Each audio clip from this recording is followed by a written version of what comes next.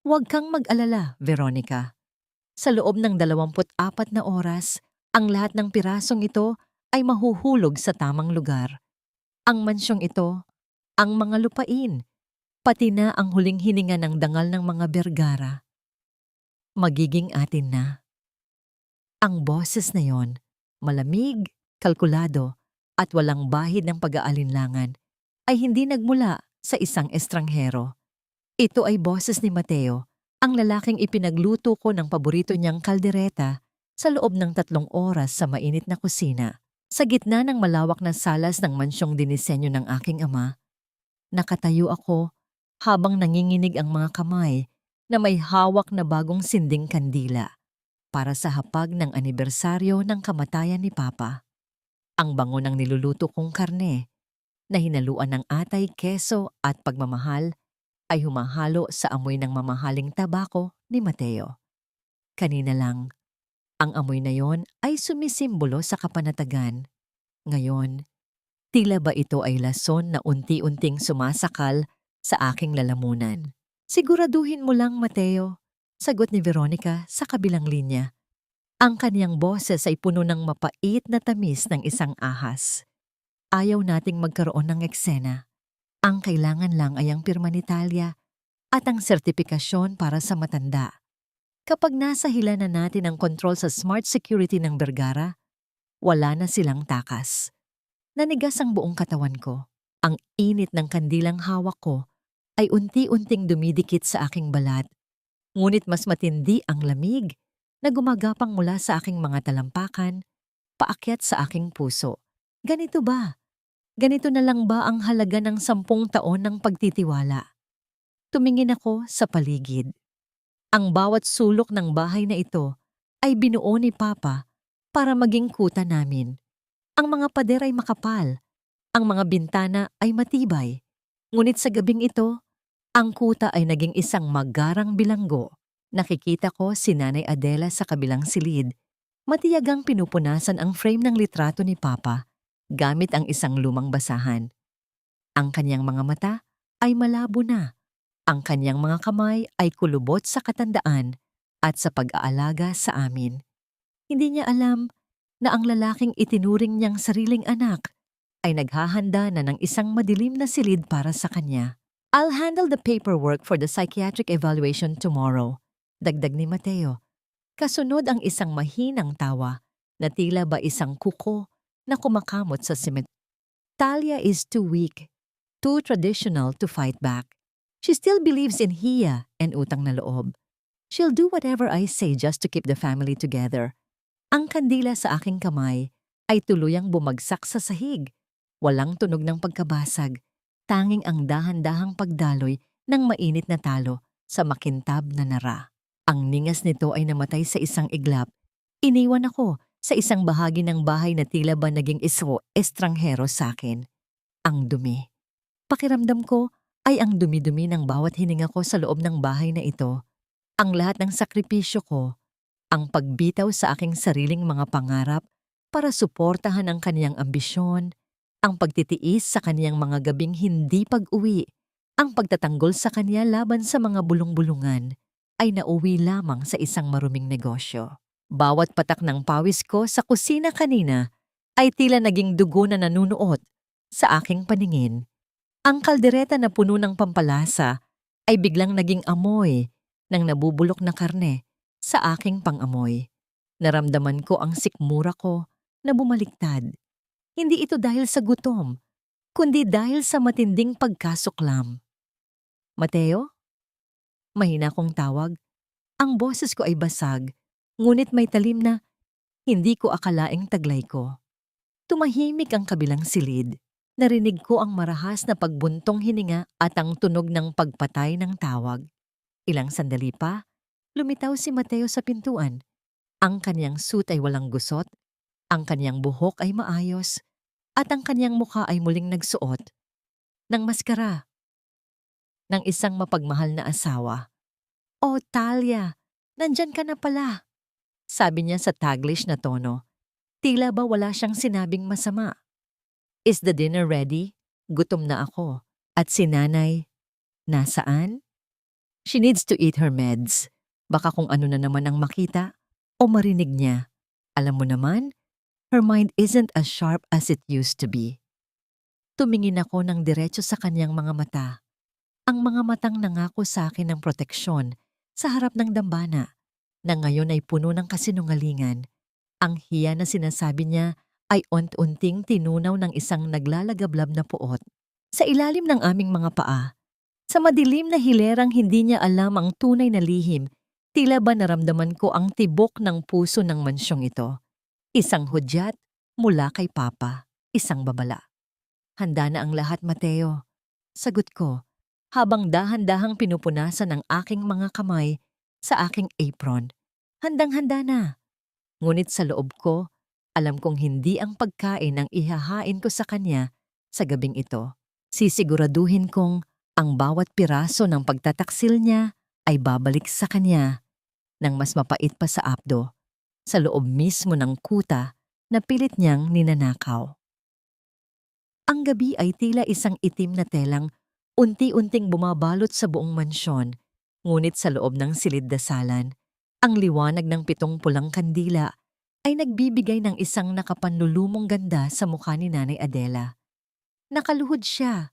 Ang kanyang mga labi ay dahan-dahang gumagalaw sa isang orasyon na tanging siya at ang may kapal ang nakakaalam.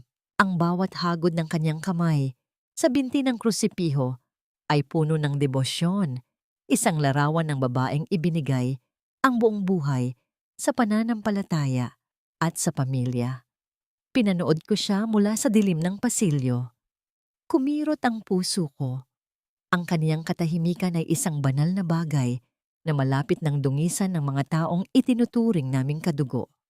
Talia? Hija? Bakit ka nakatayo dyan? Ang malambot na tinig ni Nanay ang bumasag sa aking pag-iisip. Ngumiti siya, ngunit ang kaniyang mga mata ay may bakas ng pag-aalala. Halika, ipagdasal natin ang kaluluwa ng iyong ama. Pakiramdam ko, kanina pa siya nakatingin sa atin. Hindi ako makakibo. Paano ko sasabihin sa kanya na ang bahay na binuo ni Papa ay kasalukuyang pinamumugaran ng mga buwaya?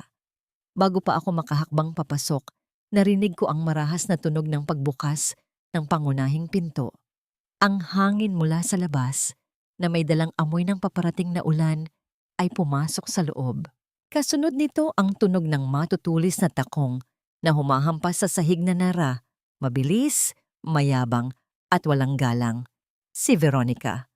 Pumasok siya sa silid-dasalan nang hindi man lang nag-aalis ng kanyang suot na mamahaling trench coat.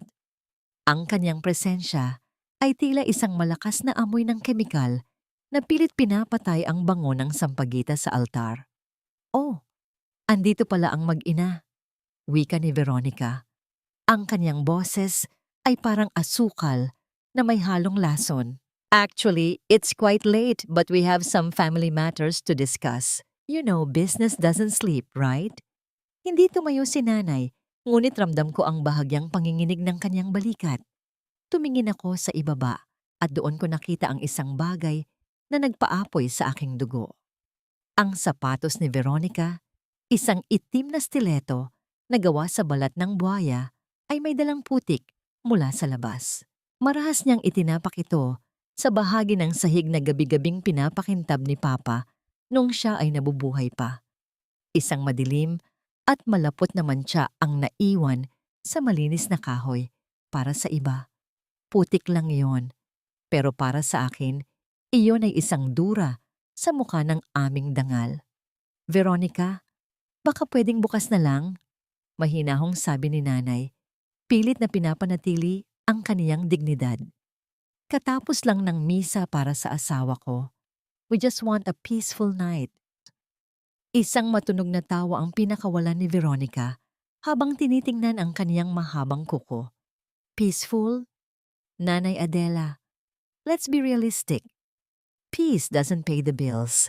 Ang tagal niyo nang nakatira sa mansyong ito na parang mga reyna. Habang si Mateo ang nagpapakahirap mag-manage ng lahat.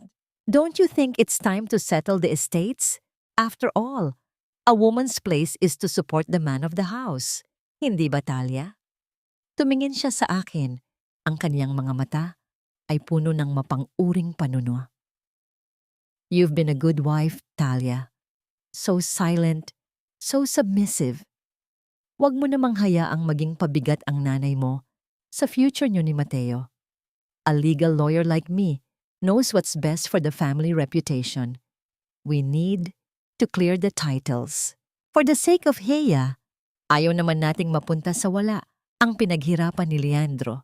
Di ba? Bawat salita niya ay tila isang karayom na itinutusok sa aking sentido. Ang hiya na ginagamit niya ay hindi ang dangal na itinuro ni Papa, kundi isang kadena para patahimikin kami. Napalingon ako sa mesa kung saan nakalagay ang mga lumang gamit ni Papa. Isang lumang kwaderno ang tila kumislap sa ilalim ng liwanag ng kandila. Ang tala-arawan ni Papa. Alam kong nandoon ang mga teknikal na detalye ng bahay na ito, ang mga blueprint na hindi kailanman nakita ng publiko. Nasaan na yon? Bakit tila nawawala ito sa dati nitong kinalalagyan? Bago ko pa masagot ang aking sariling tanong, ang pinto ng silid-dasalan ay muling bumukas. Pumasok si Mateo. Ang kaniyang muka ay seryoso at walang emosyon. May hawak siyang isang asul na folder na may tatak ng isang kilalang ospital. Hindi siya tumingin sa akin. Direkta siyang lumapit kay Nanay Adela at inilapag ang folder sa harap ng Biblia. Nay, Talia, simula niya. Ang kanyang boses ay tila isang hatol ng kamatayan. I've talked to the specialists. Para sa kaligtasan niyo rin ito. Nanay Adela needs professional care. This psychiatric evaluation form, kailangan niyo lang pirmahan para mailipat natin siya sa isang pasilidad kung saan siya mas mababantayan. Nanlaki ang mga mata ni Nanay. Ang kanyang hawak na rosaryo ay tuluyang nalaglag sa sahig, lumikha ng isang mahinang tunog ng pagkalat ng mga butil. Mateo, anong ibig sabihin nito? Tanong ni Nanay. Ang boses ay puno ng panginginig. Hindi ako baliw. Pagod lang ako. Pero maayos ang isip ko. Lumamig ang tingin ni Mateo. Ang mga nakatatanda, Nay, madalas ay hindi nila alam kung kailan sila nagsisimulang maging panganib sa sarili nila. Talia, pirmahan mo na ito. If you love your mother, you'll do the right thing. Unless gusto mong kaladkarin namin siya palabas dito sa harap ng lahat ng kapitbahay. Ang hangin sa loob ng silid ay tila nawala. Nakatayo ako sa pagitan ng aking ina at ng dalawang halimaw na nakasuot ng seda. Ang mantsa ng putik sa sahig ay tila lumalaki. Nilalamon ang buong silid sa isang itim na kawalan. Ang hangin sa loob ng silid-dasalan ay tila naging malapot na lason. Bawat hininga ay masakit sa baga. Nakatitig ako sa asul na folder na nasa harap ni Nanay. Ang puting papel sa loob nito ay tila isang matalim na kutsilyong nakatutok sa aming lalamunan. Ang pirma ko, isang mabilis na galaw ng kamay. Ang magdedesisyon kung sa karsel ng isang mental facility magtatapos ang buhay ng kaisa-isang taong nagmahal sa akin ng tunay. Talia, don't be so dramatic. Wika ni Veronica, habang dahan-dahang inaayos ang kanyang mamahaling sutlang bandana. Ang kanyang boses ay parang haplos ng pelus, ngunit may talim ng labaha. Think about the family's image. Kung malalaman ng board of directors na ang byuda ni Leandro Vergara ay nawawala na sa sarili, babagsak ang stock ng kumpanya. We are doing this to protect the legacy, hindi para saktan kayo. Proteksyon. Lumabas ang salitang ito mula sa aking bibig na parang isang mapait na lura. Ang ikulong ang nanay ko sa lugar na hindi niya kakilala ay proteksyon. Mateo, asawa kita. Nangako ka sa akin. Lumabay ang isang mapait na ngiti sa mga labi ni Mateo. Lumapit siya sa akin. Hinawakan ang aking balikat. Isang hawak na dati ay nagbibigay sa akin ng init. Ngunit ngayon ay tila bahawak ng isang bangkay. Talia, honey, listen to me. Ang kaniyang taglish na boses ay puno ng pekeng pag-aalala. You're too emotional to see the big picture. Utang na loob, Talia. Isipin mo kung sino ang nagbayad ng mga utang ng kumpanya ni Papa mo noong namatay siya. Sino ang nag-ayos ng lahat ng gusot para manatili kayo sa mansyong ito? Ako. So please, don't make this harder than it already is. Just sign the trust fund waiver and this evaluation form. It's for everyone's sake. Ang salitang utang na loob ay tumama sa akin na parang isang sampal. Iyon ang kadenang matagal nang nakapulupot sa aking leeg. Ang dahilan kung bakit tinanggap ko ang bawat pang-aalipusta at ang bawat gabing hindi siya umuuwi. Akala ko ay binabayaran ko ang kaniyang kabutihan. Hindi ko alam na binibili ko na pala ang sarili naming libingan. Biglang tumunog ang telepono ni Mateo sa loob ng kaniyang bulsa. Isang kakaibang himig, masigla, moderno at hindi nararapat sa gitna ng isang nagluluksa at naghihingalong tahanan. Hindi man lang siya lumayo. Sa harap namin ni Nanay, sinagot niya ang tawag. Yes, Lucinda? I know. Malapit na. Just give me 10 more minutos. Ready na ang lahat para sa celebration natin later. Yes, I'll bring the documents. I love you too. Ang pangalang Lucinda ay tila isang kidlat na gumuhit sa aking pandinig. Ang kanyang babae.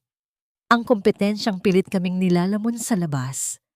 Ang bawat salita ni Mateo ay isang hayagang pag-iinsulto, isang patunay na wala na siyang kahit katiting na respeto sa akin o sa alaala ng aking ama. Hinarap niya ako muli. Ang kanyang mukha ay wala ng bahid ng pagpapanggap. Ang kanyang mga mata ay nanlilisik sa kasakiman. Pirmahan mo na ito, Talia. Ngayon din. Hindi ko pipirmahan yan. Mahina ngunit matatag kong sagot. Tumingin ako kay Nanay Adela na ngayon ay tahimik na nakatitig sa sahig. Ang kaniyang mga daliri ay mahigpit na nakakapit sa kaniyang tapis. Sa gitna ng takot, may nakita akong kakaibang kislap sa mga mata ng aking ina. Isang kislap na tila ba may sinasabi sa akin.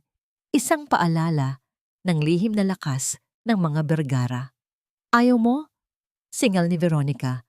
Ang kanyang mukha ay namula sa galit. You're being selfish, Talia.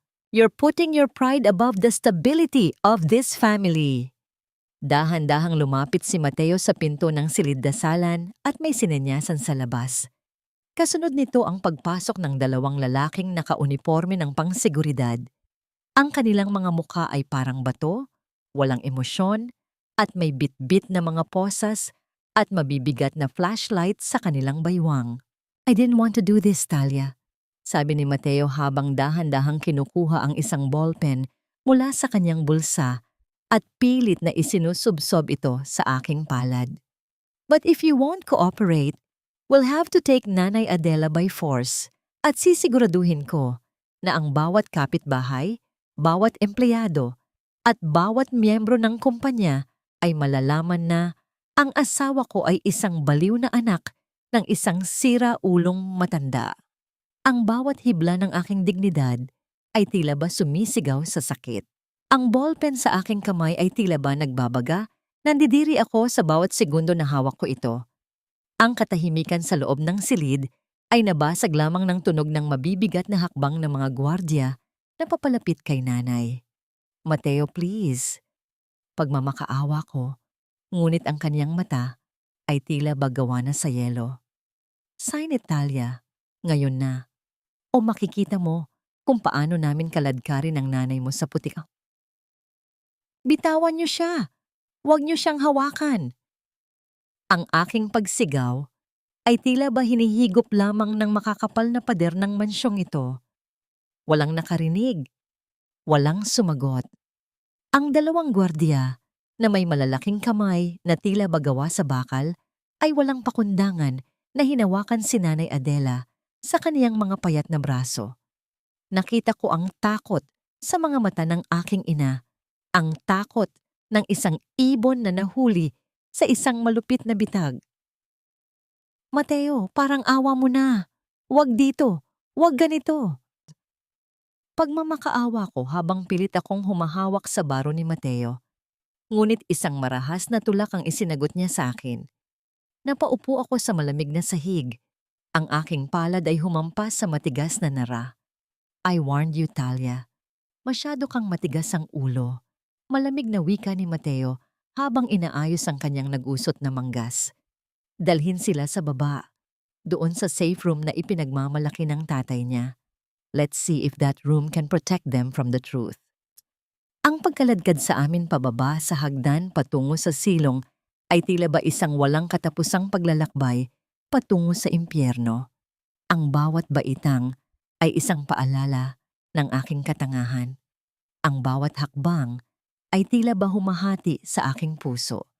Nang makarating kami sa pintuan ng silong, isang lugar na dati ay imbakan lamang ng mga lumang alaala at kagamitan ni Papa, tumigil si Mateo.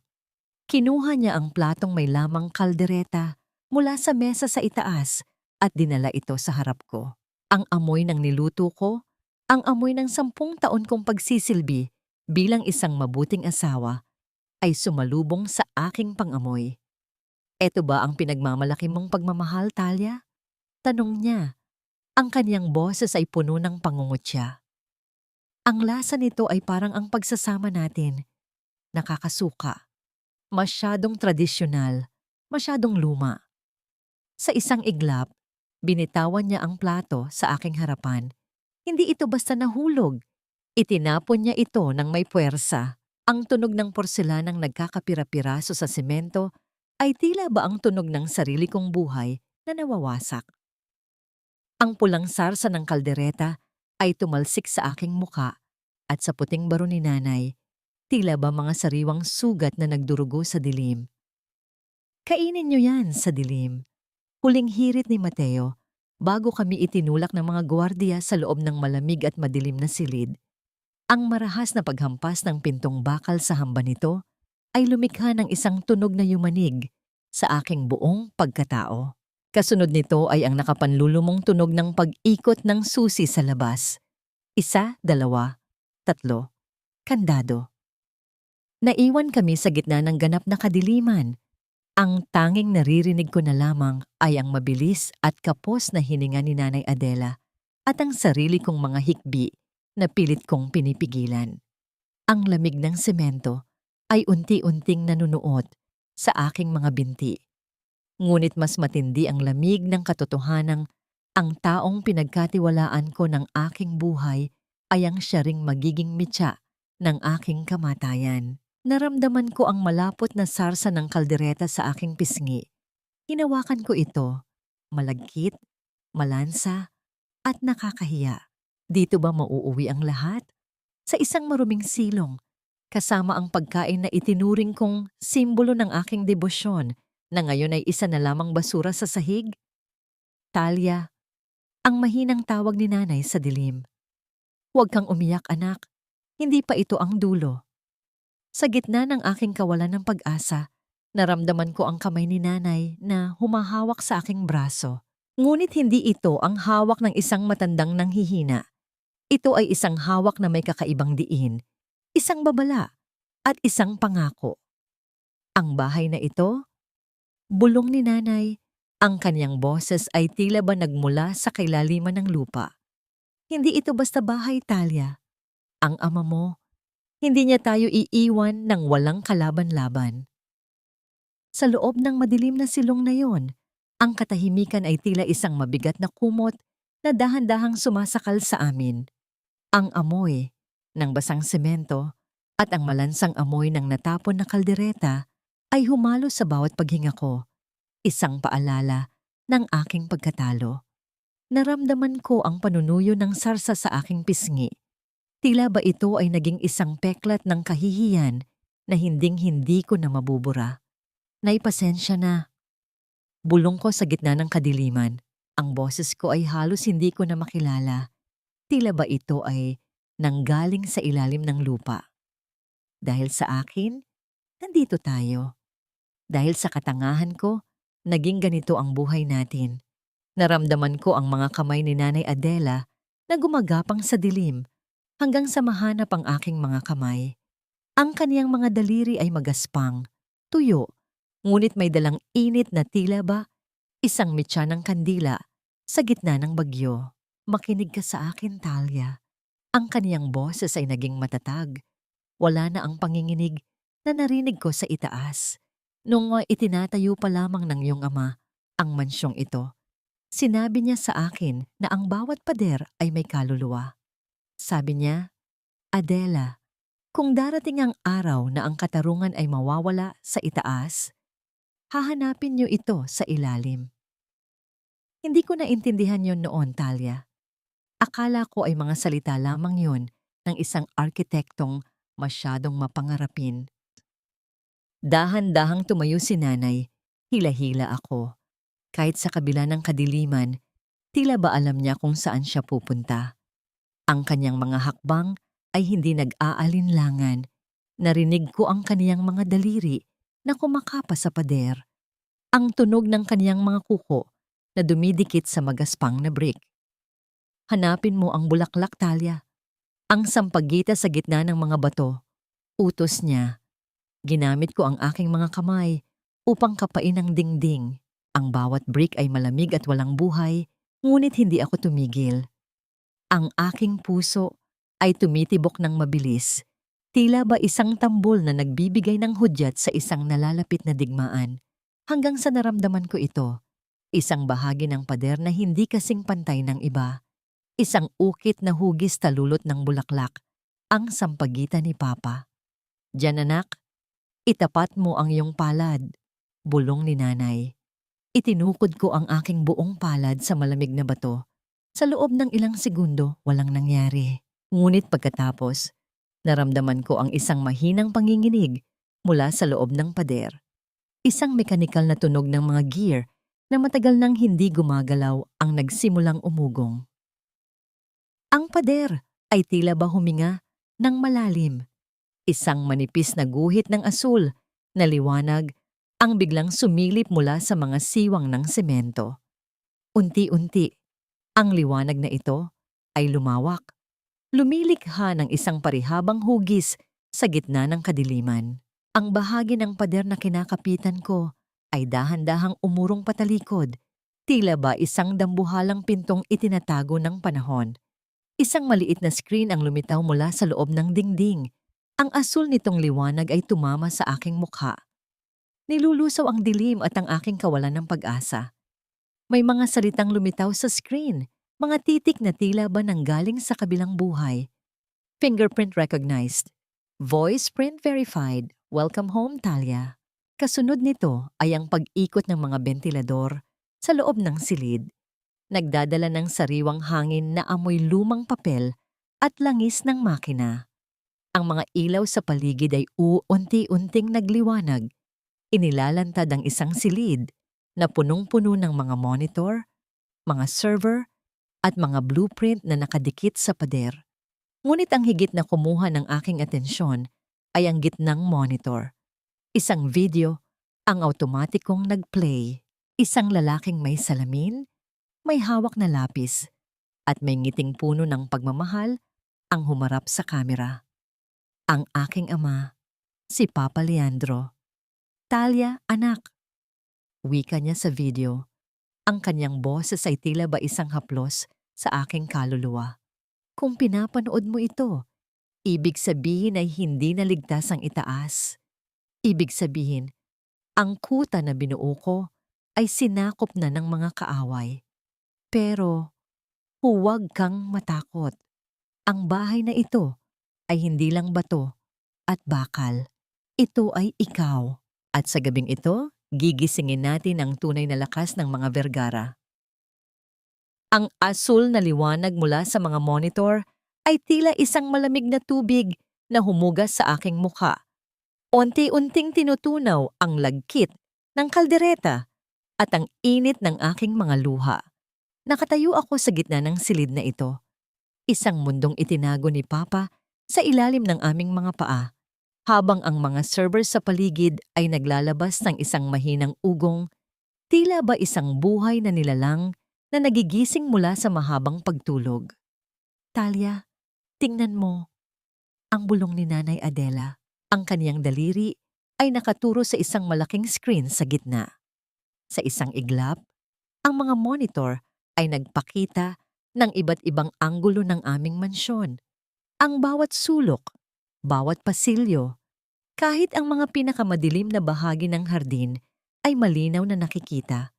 Ang mga ito, ang mga matang hindi kumukurap, ang mga lihim na saksi na iniwan ni Papa para sa amin. At doon, sa gitna ng aming sala, nakita ko sila. Naroon si Mateo, nakaupo sa paboritong silya ni Papa. Ang kanyang mga paa ay nakapatong sa mesa na tila ba siya ang hari ng mundong ito. Sa tabi niya ay isang babaeng may suot na pulang bestida. Ang kanyang buhok ay maayos na nakastyle at ang kanyang mga tawa ay tila ba musika ng kamatayan sa aking pandinig. Si Lucinda. Cheers, Mateo, wika ni Lucinda habang itinataas ang isang baso ng mamahaling wine, ang wine na itinago namin para sana sa aming ika-10 anibersaryo. I can't believe it was that easy. Ang daling mauto ng asawa mo. One mention of hiya and utang na loob, and she's practically begging for mercy. Tumawa ng malakas si Mateo, isang tawang puno ng kawalang hiyaan na nagpangatog sa aking mga tuhod. Talia is a relic of the past, Lucinda. Katulad ng tatay niya, puno sila ng prinsipyo pero walang diskarte. Tomorrow, after we transfer the old lady to the facility, all the Vergara assets will be ours. Let's see where those principles will take them. Naramdaman ko ang pagbaliktad ng aking sikmura. Ang bawat salita nila ay parang isang maruming daliri na humahawak sa aking kaluluwa. Tumingin ako kay nanay at nakita ko ang kaniyang mga kamao na nakaakuyom. Ang kaniyang mukha ay tila naging isang estatwa ng pait at pighati. Ganito na lang ba ang halaga ko, Papa? Ang tanong na namuo sa aking isipan. Isang laruan na dahan-dahang sinisira.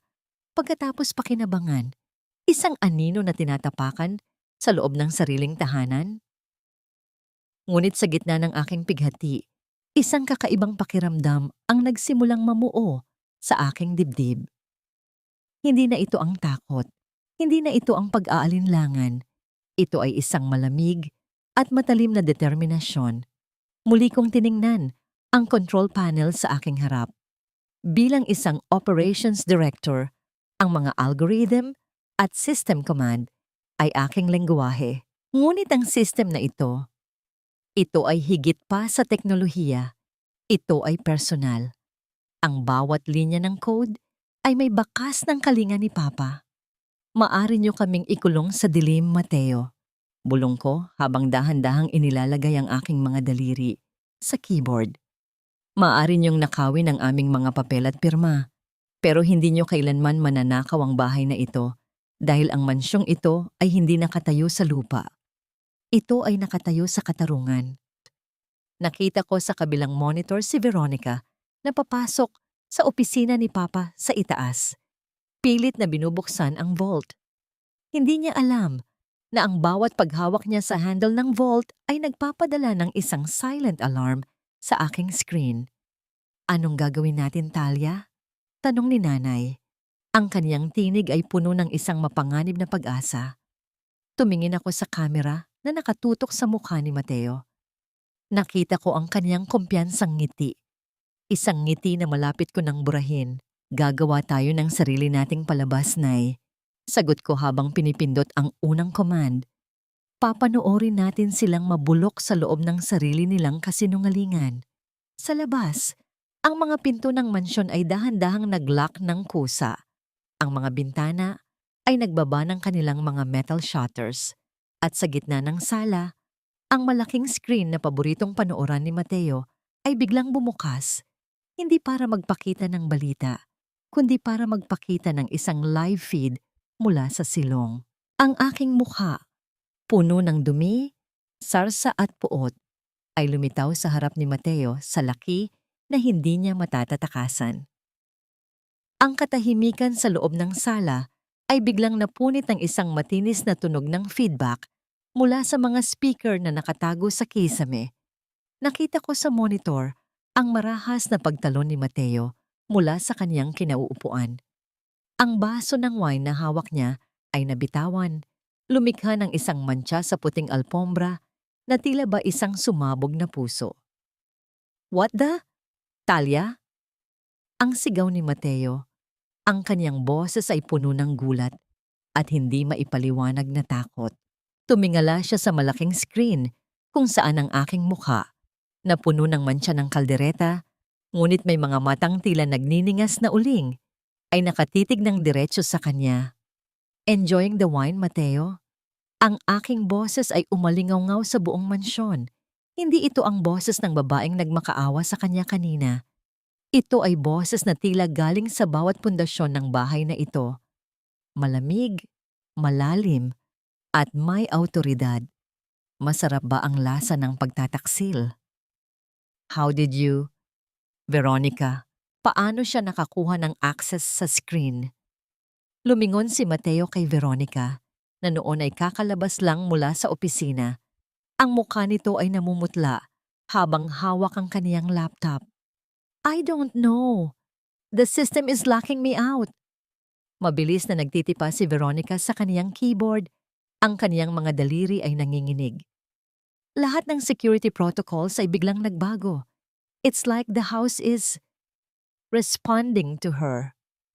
Isang mapait na tawa ang pinakawalan ko mula sa control room. Ang bahay na ito ay may memorya, Veronica.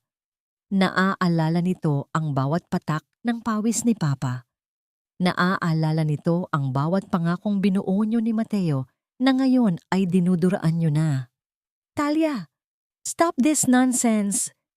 Sigaw ni Mateo habang sumusugod sa pinto ng sala, pilit itong binubuksan.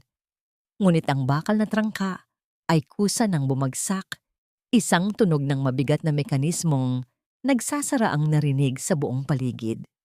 Buksan mo ang pinto. You're kidnapping us in our own house. In your house?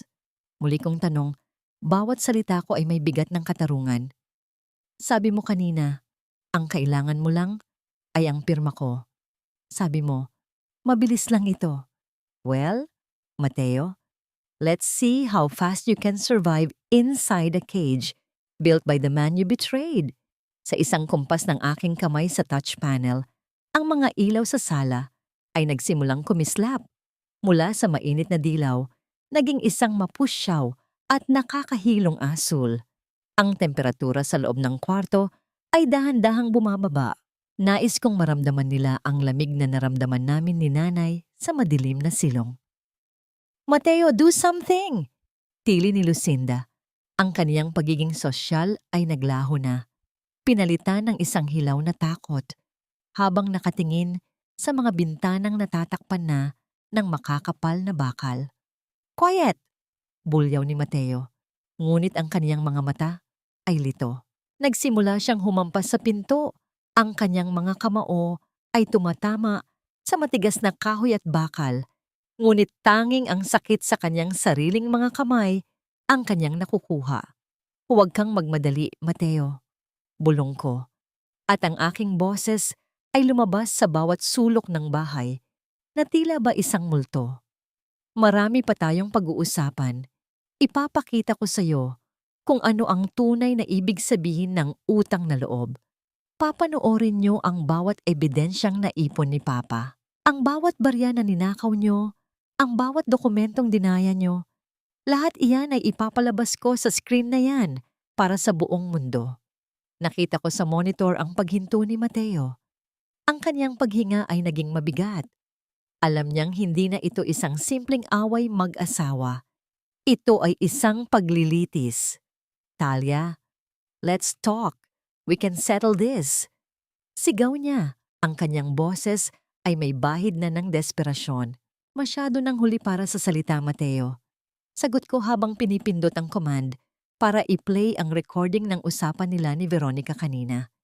Ngayon, ang mansyong ito ang magiging hurado mo at sisiguraduhin ko na ang bawat pader dito ay magpapaalala sa iyo kung gaano kababa ang uri ng tao na naging asawa ko. Sa gitna ng kanilang takot, ang boses ni Mateo sa recording ay nagsimulang umalingaw sa sala. Talia is too weak. She still believes in Hiya. Nakita ko ang pagbagsak ng balikat ni Mateo. Ang kaniyang sariling mga salita ay tila mga latigo na humahampas sa kaniyang mukha.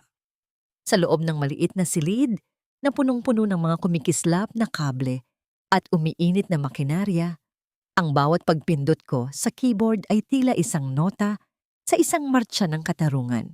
Ang mga mechanical key ay naglalabas ng isang matigas at selyadong tunog sa bawat pagbaon ng aking mga daliri. Isang ritmong pamilyar, isang ritmong itinuro sa akin ni Papa noong bata pa ako. Pakiramdam ko, sa bawat command na itinatala ko, ay may mga kamay na gumagabay sa akin mula sa kabilang buhay. Isidro, naririnig mo ba ako? Ang mahina kong tanong sa isang maliit na mikropono. Talia, salamat sa Diyos. Ang boses ni Attorney Isidro Manahan ay gumaralgal mula sa mga speaker. I've been waiting for this signal for years. Your father told me that if this channel ever opened, it meant the fortress was under siege. Nasaan kayo? Is your mother safe?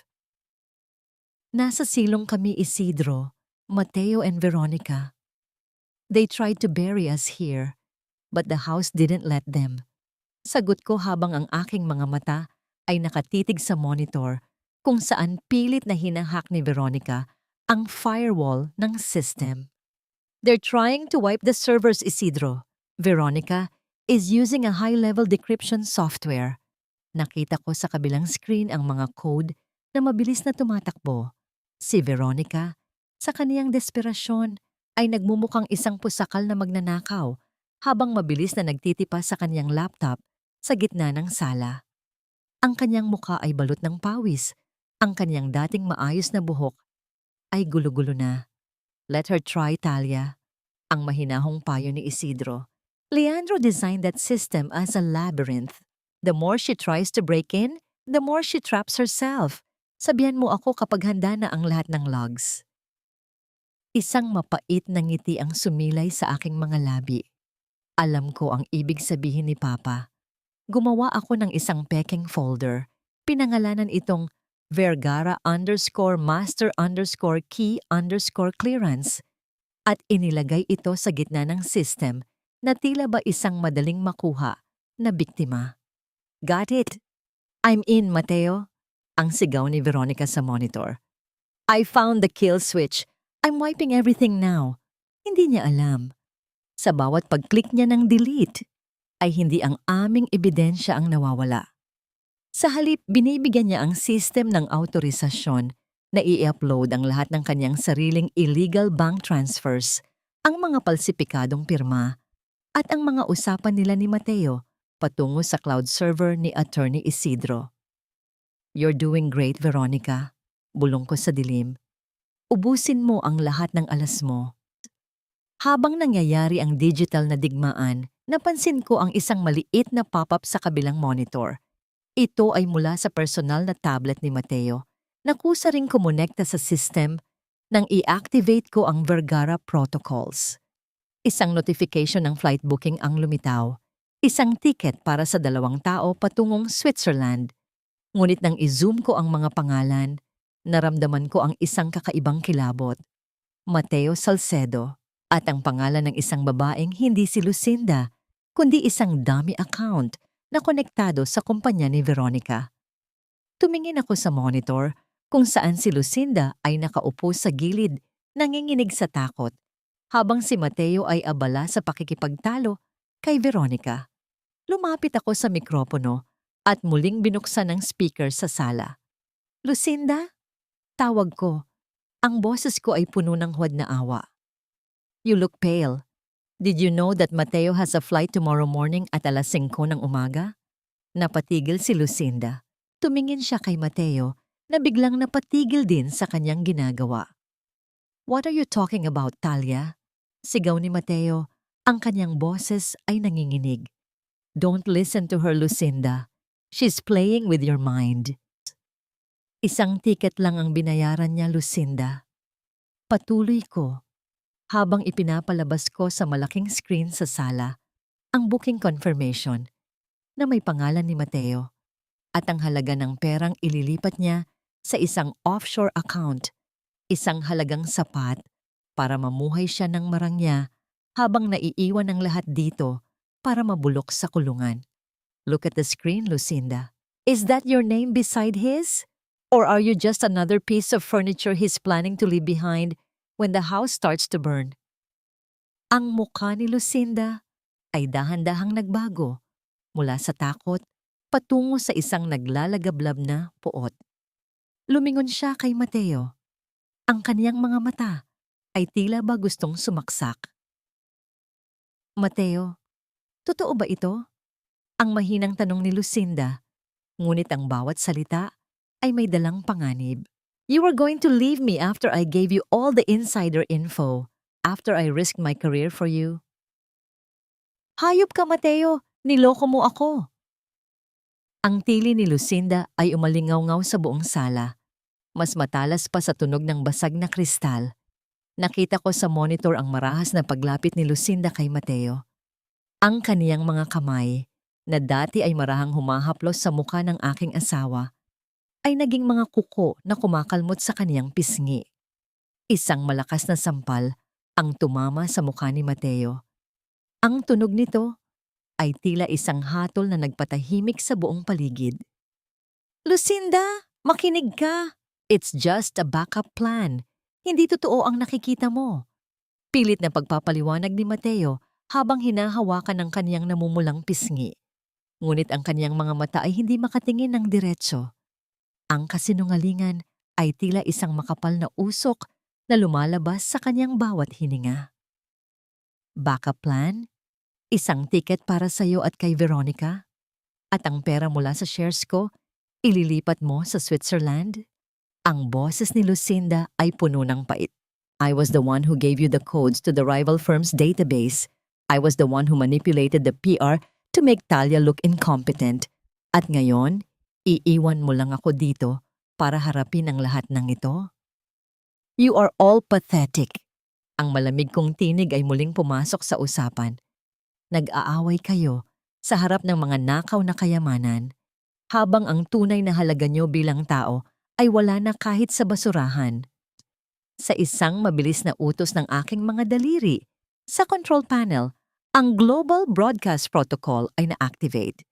Ito ang huling barahan ni Papa, ang kakayahang ikonekta ang internal system ng mansyon sa main server ng Vergara Smart Solutions at sa lahat ng mga stakeholder nito.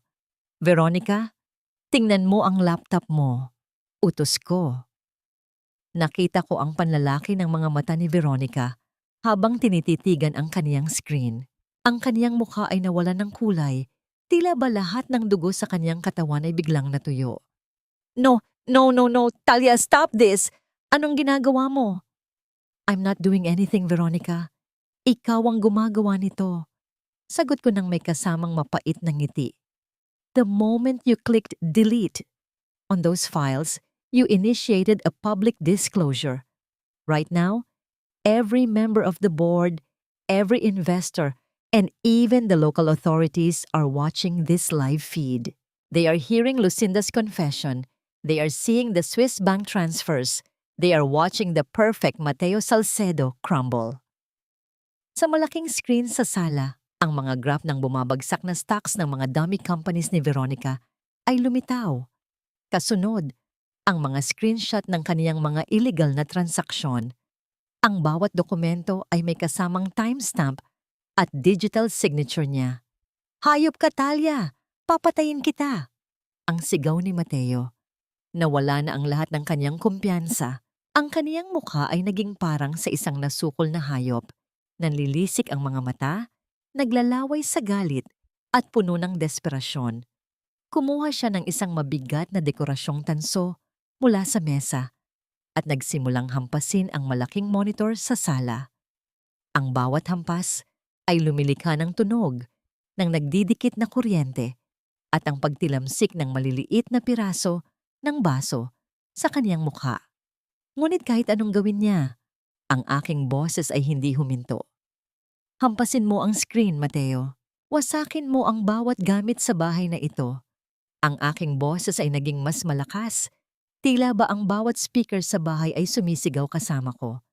Pero hindi mo mabubura ang katotohanang ikaw ay isang talunan, isang magnanakaw na walang dangal, isang lalaking naging makapangyarihan lamang dahil sa apelyidong pilit mong binaboy.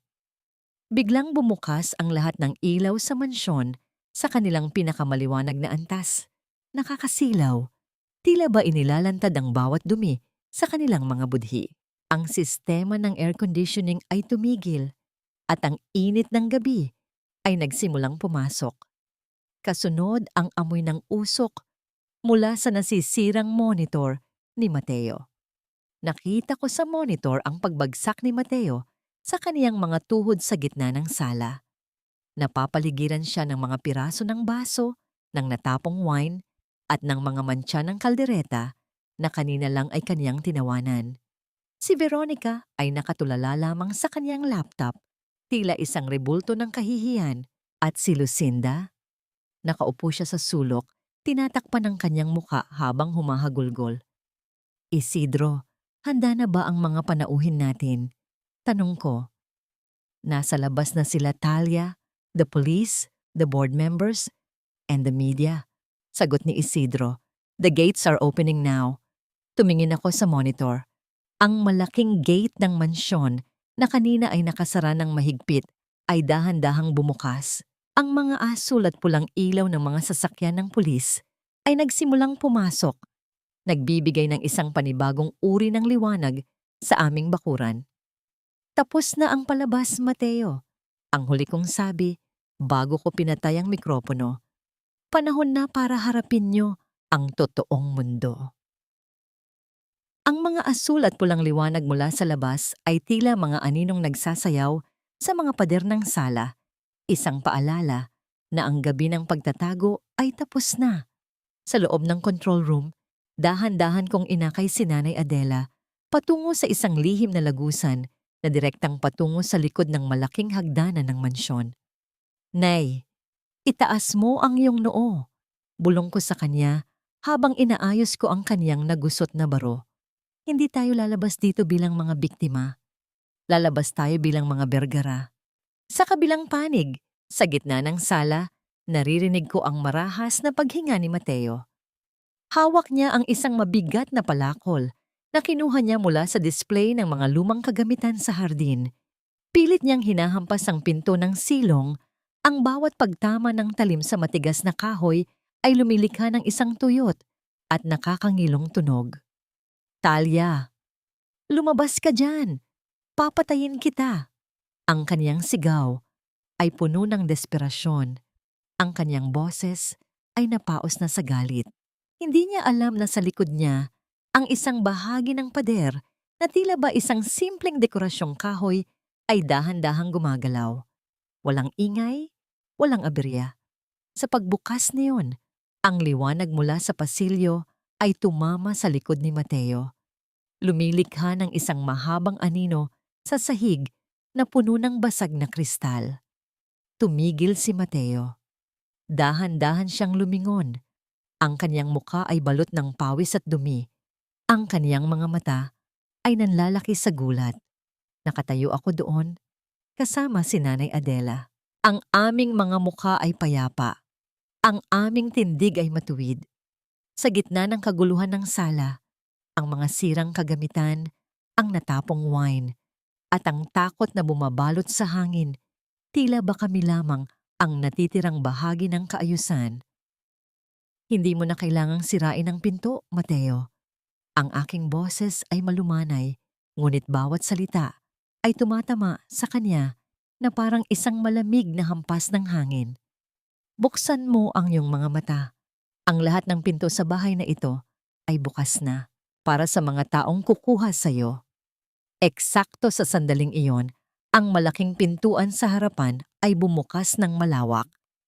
Pumasok si Attorney Isidro, kasunod ang 4 na opisyal ng pulisya. Ang liwanag mula sa kanilang mga flashlight ay tumama ng diretso sa mukha ni Mateo, dahilan upang mabitawan niya ang palakol. Ang tunog ng pagbagsak ng bakal sa sahig ay tila ba ang huling bantas sa kaniyang kasaysayan. Mateo Salcedo, you are under arrest for attempted illegal detention, fraud, and falsification of documents. Ang boses ng opisyal ay formal at walang emosyon. Nakita ko si Veronica sa gilid. Pilit na itinatago ang kanyang laptop sa ilalim ng unan, ngunit mabilis siyang nilapitan ng isang babaeng pulis. Ang kanyang dating mayabang na anyo ay naglaho. Pinalitan ng isang hitsura, ng isang basang sisiw na nanginginig sa takot. "Talia, please. Baby, talk to them."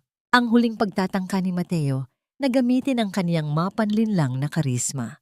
Lumapit siya sa akin, ngunit hinarangan siya ng mga pulis. "I did this for us. Para sa future natin. Patawarin mo ako. Let's settle this privately." Utang na loob, Talia. Lumapit ako sa kanya. Isang hakbang lamang ang layo. Tiningnan ko ang lalaking minahal ko sa loob ng 10 taon. Isang lalaking na ngayon ay mukhang isang gusgusing estranghero. Ang utang na loob na kaniyang isinisigaw ay wala ng talab. Ang kadena ay naputol na. Kinuha ko ang isang maruming basahan mula sa gilid. Ang basahan na ginamit ni nanay kanina para linisin ang putik na iniwan ni Veronica at inilagay ko ito sa kaniyang nanginginig na mga kamay. "Sabi mo kanina, Mateo, ang dumi ng kaldereta na niluto ko."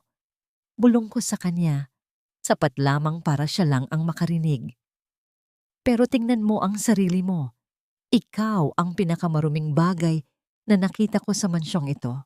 Gamitin mo yan para punasan ang iyong kahihiyan bago ka lumabas." Ayaw ni Papa na may nag-iiwan ng kalat sa kanyang bahay. Nang ilagay ng mga pulis ang mga posas sa kaniyang mga kamay, ang tunog ng bakal na naglalapat ay tila ba isang musika sa aking pandinig. Ito ang tunog ng katarungan. Ito ang tunog ng paglaya. Pinanood namin ni nanay habang kinakaladkad sila palabas ng mansyon. Si Mateo na nagsusumamo, si Veronica na tumatangis, at si Lucinda na hindi makatingin sa amin. Sa labas, ang mga kapitbahay at ang media ay naghihintay. Ang mga flash ng kamera ay tila ba mga kidlat na naglalantad ng kanilang tunay na pagkatao sa buong mundo. Nang muling tumahimik ang mansyon, tanging ang malakas na paghinga namin ni nanay ang natira. Ang amoy ng gabi ay pumasok sa loob, dala ang amoy ng basang lupa at ang bango ng mga sampagitan na muling namumukadkad sa hardin. "Tapos na, anak," mahinang sabi ni nanay habang hawak ang aking kamay. "Hindi pa, nay," sagot ko habang nakatingin sa mga pader na muling tila ba yumayakap sa amin. Ngayon pa lang tayo magsisimulang mabuhay. Ang sikat ng umaga ay dahan-dahang gumagapang sa mga bintana ng mansyon, hindi na bilang isang kaaway na naglalantad ng sugat, kundi bilang isang kaibigang nagdadala ng bagong pag-asa. Ang amoy ng chlorine at sabon ay nangingibabaw sa buong bahay. Nililinis ang bawat sulok na dinumihan ng mga paa ng pagtataksil. Sa bawat kuskus ko sa sahig, tila ba tinatanggal ko rin ang bigat na 10 taon kong dinala sa aking dibdib. "Talia, kailangan mong makita ito," wika ni attorney Isidro habang inilalapag ang isang tablet sa mesa ng kusina. Sa screen, bumungad ang mga headline ng lahat ng pangunahing pahayagan at news portals. Ang mukha ni Mateo, na dati ay tinitingala bilang isang visionary entrepreneur, ay naging mukha ng isang viral na iskandalo. The fall of the Salcido Empire, Vergara Heres exposes fraud, The Architect's Revenge, ngunit ang mas matamis na paniningil ay hindi ang mga balita sa telebisyon. Ito ay ang ulat mula sa loob ng kulungan. Lucinda has officially turned state witness. Patuloy ni Isidro, ang kaniyang boses ay may bahid ng tuyot na katatawanan. Ibinigay niya ang lahat ng kopya ng usapan nila ni Mateo tungkol sa pagbebenta ng mga security blueprints. Sabi niya, ayaw niyang mabulok sa kulungan para sa isang lalaking handa siyang iwan sa ere para sa isang ticket sa Switzerland. Naisip ko si Mateo sa loob ng kaniyang maliit na selda. Ang kaniyang mamahaling sutla ay pinalitan na ng isang kulay kahel na unipormeng gawa sa magaspang na tela. Ang kaniyang kutsyon ay manipis, amoy amag at matigas. Walang aircon, walang mamahaling wine, At tanging ang tunog ng ibang mga bilanggo ang kaniyang kasama. Ang pinakamasakit na bahagi, ang pagkaing inihahain sa kanya. Isang pirasong tuyo at isang mangkok ng malabnaw na lugaw sa isang plastik na plato. Sa bawat subo niya, alam kong naaalala niya ang lasa ng kaldereta na kaniyang itinapon. Ang bawat butil ng kanin ay tila isang paalala ng lahat ng kaniyang sinayang para sa isang huwad na kapangyarihan. Si Veronica naman ay dinala sa isang disciplinary hearing. Ang kanyang lisensya sa pagiging abogado na kanyang ginamit para manlinlang at manakit ng kapwa ay binawi na ng korte. Ang kanyang pangalan ay burado na sa listahan ng mga kagalang-galang na kumpanya. Ngayon, siya ay isa na lamang ordinaryong kriminal na naghihintay ng kanyang hatol. Karma is not a storm, Talia, bulong ni Nanay Adela habang pinapanood ang mga balita. It is a mirror. Ipinapakita lang nito sa kanila ang tunay na itsura ng kanilang mga kaluluwa. Habang binabasa ko ang mga huling ulat, isang notification ang lumitaw sa aking personal na email. Isang mensaheng may nakatakdang petsa.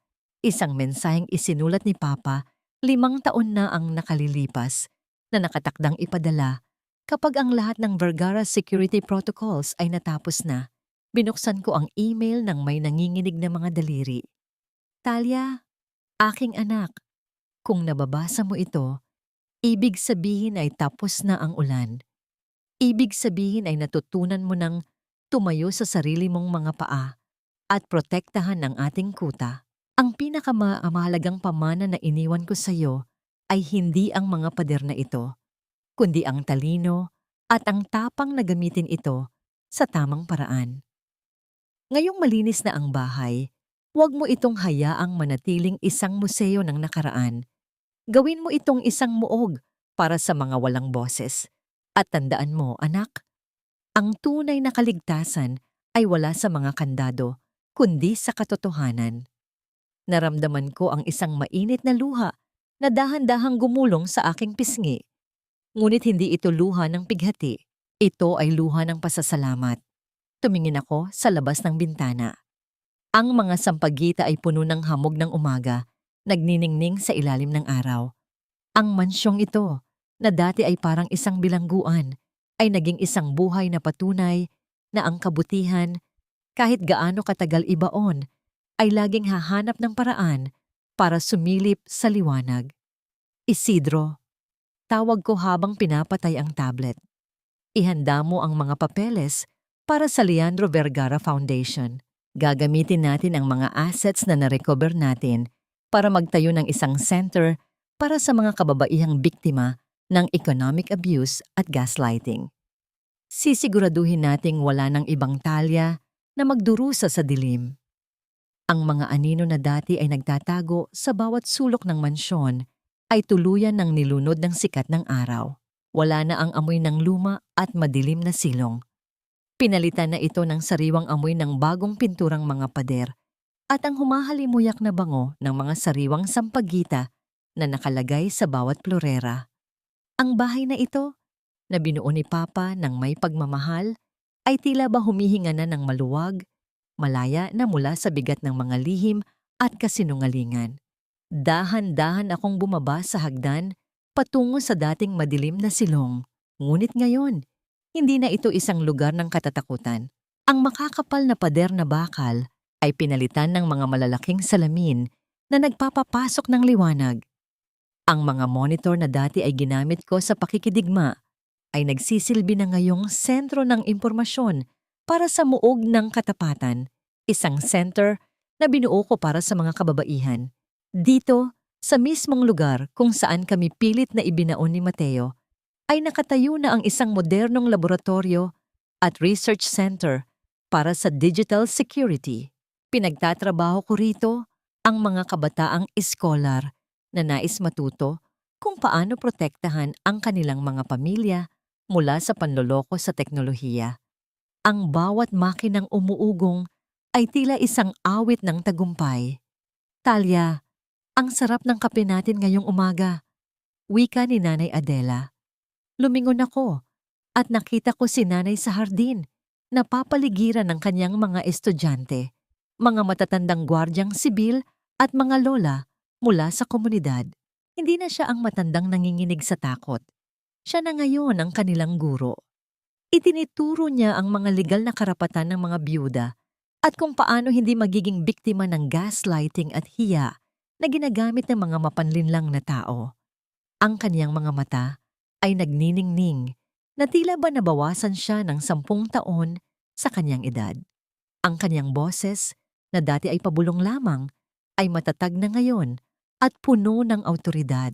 "Nay, it's beautiful to see you like this," sabi ko habang lumalapit sa kanya at humahalik sa kanyang pisngi. "I finally feel at home, Talia." Sagot niya nang may ngiti na abot hanggang sa kanyang mga mata. "The house finally feels like it's protecting us again. Hindi dahil sa mga kandado, kundi dahil sa katotohanang ibinibigay natin sa iba." Pumasok ako sa opisina ni Papa. Ang silid na dati ay pilit na nilapastangan ni Veronica. Inayos ko ang kanyang lumang mesa. Doon, nakita ko ang aking sarili sa salamin. Ang mga mantsa ng kaldereta ay wala na. Ang mga mata ko, na dati ay puno ng pag-aalinlangan, ay matapang na nakatingin sa hinaharap. Hindi na ako ang Talia na nagmakaawa para sa pag-ibig. Ako na si Talia Vergara, ang tagapagmana ng isang muog na hindi matitinag. Hinatid ko ang aking paningin sa labas, kung saan ang mga ibon ay naghahabulan sa malawak na bakuran. Ang mansyong ito ay hindi na isang kuta para itago ang takot. Ito ay naging isang parola. Naisip ko ang lahat ng mga babaeng nasa labas na kasalukuyang nakakaranas ng nararanasan ko noon. Ang mga babaeng akala nila ay kailangan nilang magtiis para sa pamilya, kahit na ang pamilyang yon ay iunti-unti na silang nilalamon. Ngayon, meron na silang matatakbuhan. Ang pintong ito ay hindi na kailanman magiging sarado para sa katarungan. Hinawakan ko ang aking kwintas, ang lumang susi na iniwan ni Papa. Naramdaman ko ang init nito sa aking balat. Ang bawat pundasyon ng bahay na ito ay tila ba bumubulong sa akin ng isang huling mensahe. Tapos na ang gabi, Talia. Ang araw ay iyon na. Tumayo ako nang matuwid. Hinarap ang bagong araw na may pusong payapa. Sa loob ng mansyong ito, wala nang lugar para sa dilim. Tanging liwanag, katarungan, at ang di matitinag na dangal ng mga Vergara ang mananatiling nakatayo. Ang hamog ng umaga ay dahan-dahang sumasama sa usok ng insenso sa harap ng puntod ni Papa. Ang puting marmol ay malamig sa ilalim ng aking mga daliri, ngunit ang init ng araw sa aking likuran ay tila ba isang mahigpit na yakap. Dito sa gitna ng katahimikan ng himlayan, sa wakas ay nararamdaman ko ang tunay na kapayapaan. "Pa, maayos na ang lahat." Bulong ko habang inilalatag ang isang kumpol ng mga sariwang sampagwita. Ang bango nito ay humahalo sa amoy ng basang damo. Isang amoy na hindi na nagpapaalala sa akin ng pait, kundi ng bagong simula. 1 taon na ang lumipas mula ng gabing gumuho ang mundo ni na Mateo at Veronica. Balita ko, sa loob ng kulungan, ang dating hari ng aking buhay ay isa na lamang aninong hindi pinapansin. Ang kanyang pangalan, na dati ay pilit niyang pinapakinang sa kasinungalingan, ay naging simbolo na lamang ng babala sa mga taong nagnanais magnakaw ng hindi sa kanila. Ang kanyang kapangyarihan ay naglaho na parang usok. Iniwan siyang mag-isa sa gitna ng 4 na pader ng kanyang sariling karma. Ngunit hindi na sila ang laman ng aking isip. Sila ay bahagi na lamang ng isang madilim na kabanata na natapos na sa huling tuldok. "Talia, Hija, tara na." Ang tawag ni Nanay Adela mula sa di kalayuan. Nakasuot siya ng isang simpleng puting bestida. Ang kanyang buhok ay maayos na nakapusod. Hawak niya ang kanyang paboritong payong. Ang kanyang tindig ay matuwid at puno ng dangal. Tiningnan ko ang aking ina. Siya ang buhay na patunay na ang hiya ay hindi dapat maging dahilan para maging biktima. Ang tunay na hiya ay ang hindi pagtayo para sa katarungan. Ngayon, Sa bawat hakbang niya, nararamdaman ko ang lakas ng isang babaeng hindi na matatakot sa anumang unos. Sumulyap ako sa huling pagkakataon sa pangalan ni Papa na nakaukit sa bato. Engineer Leandro Vergara. Ang kanyang diwa ay hindi kailanman namatay. Buhay ito sa bawat babaeng natutulungan ng aming pundasyon. Buhay ito sa bawat pintong binubuksan namin para sa mga taong akala nila ay wala na silang matatakbuhan. Ang mansyong binuo ni Papa ay hindi na lamang isang bahay. Ito ay naging isang buhay na monumento ng katapatan. Ang mga pader nito ay hindi na nagtatago ng mga lihim. Sa halip, ang mga ito ay nagbibigay ng kanlungan at boses sa mga api. Naisip ko ang aking dating sarili, ang babaeng lumuhod sa harap ng altar habang niloloko ng kaniyang asawa. Gusto ko siyang yakapin at sabihing, "Salamat sa iyong pagtitiis dahil doon ay nahanap mo ang iyong tunay na lakas." Ang halaga ng isang babae ay hindi nasusukat sa kung gaano siya kahusay magsilbi sa isang taong hindi siya pinapahalagahan. Ang tunay na halaga ay nasa kakayahan niyang kilalanin ang kaniyang sariling dangal at ang tapang na bawiin ito kapag ito ay tinangkang nakawin. Sa paglalakad namin ni Nanay palayo sa puntod, naramdaman ko ang malakas na ihip ng hangin. Tila ba ito ay isang bulong mula sa langit, isang basbas para sa aming bagong buhay. Ang mga kandado ay nakabukas na. Ang kuta ay matatag na. Wala nang takot. Wala nang pag-aalinlangan dahil ang pinakamalakas na muog ay hindi gawa sa bato o bakal, kundi sa isang pusong nakatikim ng pait, ngunit piniling manatiling tapat sa katotohanan. "Tara, Nanay," wika ko habang inaalalayan siya sa kaniyang paglakad. "Marami pa tayong gagawin." Ang araw ay mataas na sa kalangitan, nagbibigay ng liwanag sa aming bawat hakbang. Ang gabi ay tapos na, at sa wakas, ang buong mundo ay maliwanag na sa aking mga mata.